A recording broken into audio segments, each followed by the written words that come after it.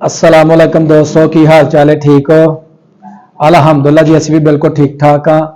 मैं और हादी ने रखा रोज़ा, बाकी भी घर के जिन्ने अफराद ने उन्होंने भी जनाब रखा रोज़ा। तो अल्हम्दुलिल्लाह बड़ी अच्छी अज की सहरी हुई। तो अफतारी का टाइम हो गया, सहरी तुहानू नहीं दिखा सके क्योंकि सुबह का टाइम होंगे, उस टाइम जल्दी होंगी है कि उठना तो सहरी करनी है। तो अफतारी तुहानू दिखा रहा कि ये टाइम काफ़ी है, तकरीबन 10 मिनट जोड़े ना वो अफतारी के रह गए। तो अल्हम्दुलिल्लाह बहुत ज़बरदस्त दिन गुजरिया, कोई रोज़े के मुतल्लक कोई मसला नहीं बनया, कोई प्यास कोई भुख कोई मसला नहीं, क्योंकि पहले नंबर से तो जो रोज़े ने ए ने जनाब थोड़े सर्दियों से थोड़े गर्मियों के तो दिन बड़ा अच्छा गुजर गया।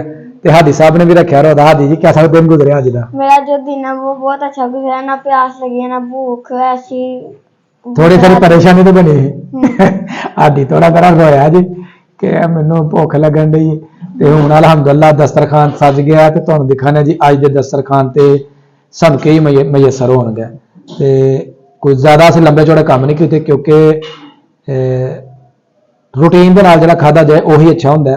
इस तरह जनाब खाना पीना जो ना सेहत वास्ते नुकसानदेह भी। तो तुम दिखाने जी हाजी हादी साहब सज गया दस्तरखान जी। ए जनाब माशाल्लाह गर्मा गर्म पकौड़े, माल्टे, केले, खजूरा नाल जनाब माशाल्लाह रायता। ते हादी साहब तुहानू किहड़ी चीज़ पसंद है? मुझे इनमें से सब चीज पसंद है। तो क्या कौन सी खाओगे? मुझे ज्यादा पसंद है खजूर। अच्छा जी, ये खजूरें हैं तो ये आप खाना ठीक है। तो मशरूबात चूँकि गले ना खराब हो जाए, इस वास्ते मशरूब का जड़ा ना असी इस्तेमाल बिल्कुल नहीं किया। तो किचन दे विच काम जड़ा ना हो रहा है। आ जाओ भाई, थोड़ा टाइम रह गया जी। अल्लाहुम्मा इन्नी लका सुमतु व बिका आमनतु व अलैका तवक्कलतु व अला रिज़्किका अफ़्तरतु। तेरे वास्ते रोज़ा रखा, तेरे ते तवक्कल कीता, तेरे ही दिते हुए रिज़्क दे नाल अफ़तार करन लगे। या अल्लाह अपनी बारगाह दे विच या पहली अफ़तारी कबूल मंजूर अता फरमा और अगली भी सहरी और अफ़तारी का खास एहतमाम करने की तौफीक अता फरमाई। अल्लाह अपने हबीब का सदका करके मुल्क पाकिस्तान विच अपनी रहमतां दा साया नसीब अता फरमाई। मुल्क पाकिस्तान माह रमज़ानुल मुबारक दी बाबरकत घड़ियां दे नाल या अल्लाह हर तरह की मुश्किलात तो परेशानियां तो महफूज फरमाए। 3-4 मिनट रह गए ने जनाब। ठीक है, इंतजार दी घड़ियां होने वालियां ने खत्म। तो दुआ शुआ जी ने तुम भी मंग लो जी। आ गया तो रोज़ा जड़ा हो गया फुल। अल्लाहुम्मा इन्नी लका सुम्तु व बिका आमनतु व अलैका तवक्कलतु व अला रिज़्किका अफ़्तर। तो जी हादी साहब आपने पढ़ ली है जी। क्या पढ़ा है?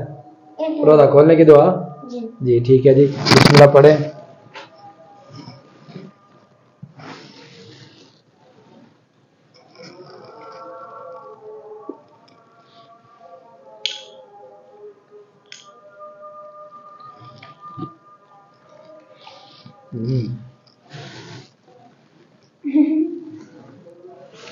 अब क्या खाओगे?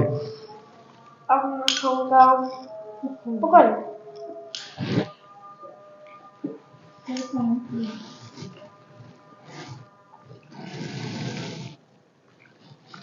खाए खाए खाए आप ही आप भी ले।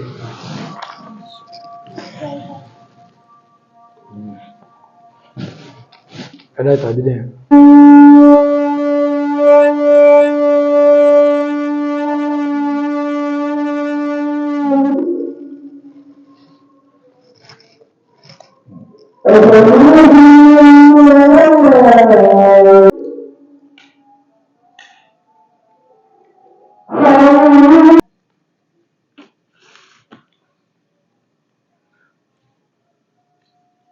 हाँ जी, केला खाया जा रहा है सब हुन?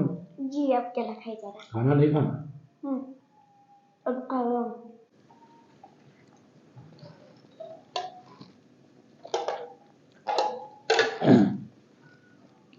अल्हम्दुलिल्लाह अफतारी कर ली, खाना खा लिया। तो खाना खा के हुन चलिया जी मस्जिद की तरफ। तो साडी अज पहली अफतारी तुहानू कैसी लगी कमेंट में जरूर दस्सिओ जी।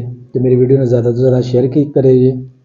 तो जो दोस्त मेरे चैनल पर नए ने ਉਹ ਜਲਦੀ ਜਲਦੀ ਮੇਰੇ ਚੈਨਲ ਨੂੰ ਸਬਸਕ੍ਰਾਈਬ ਕਰ ਦਿਓ ਤਾਂ ਕਿ ਆਉਣ ਵਾਲੀ ਵੀਡੀਓ ਦਾ ਨੋਟੀਫਿਕੇਸ਼ਨ ਤੁਹਾਨੂੰ बर वक्त मिलता रहे। ਮੈਨੂੰ ਦਿਓ इजाज़त, हमेशा हंसते रहो। अल्लाह हाफिज़।